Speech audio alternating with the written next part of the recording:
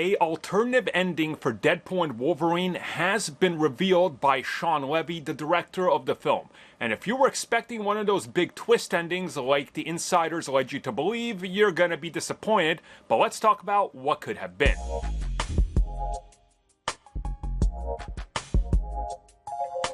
Oh yes, Deadpool and Wolverine planned tons of alternative endings. And no, not the type you've heard everybody talk about where the Scarlet Witch was going to fight the Phoenix in a giant multiverse-ending battle that was going to cause a massive incursion. And definitely not the ending where Peter Parker from the Raimi universe was going to show up and be sitting at a diner with Deadpool and Wolverine and all of them eating shawarma. No, we are talking about Peterpool hanging out with the Void's version of the Deadpool Corp.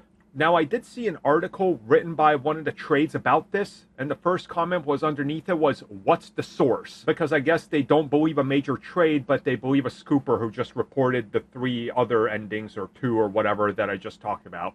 Funny how that works, right? Anyways, the source is Shawn Levy, who posted this image of Peter along with Headpool and Kidpool. And well, this isn't the only image, as he did share a second one of them also in just a different camera angle, if you will. But what we know about this is that this was a alternative / additional ending for the film that never made it in. Now, obviously, in the images, we see that Peter is somehow hanging out with, I guess, refugees from the Void.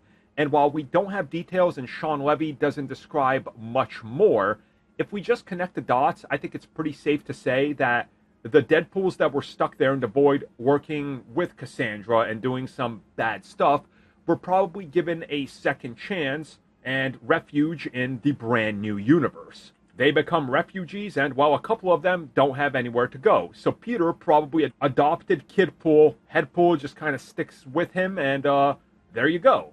That's what happens. At least that's what I'm able to get from this. And you know what? This would have been cool, but I could see why they cut this, why they shot it and cut it, because it doesn't make sense in terms of how the film flows. And if it would have been like a post-credit or mid-credit scene, I think people would also be disappointed. And the mid-credit scene, in my opinion, was perfect as a goodbye to the Fox universe. So this being on the cutting room floor makes sense for me, and I'm cool with it, and I like that it was revealed in terms of what we can see.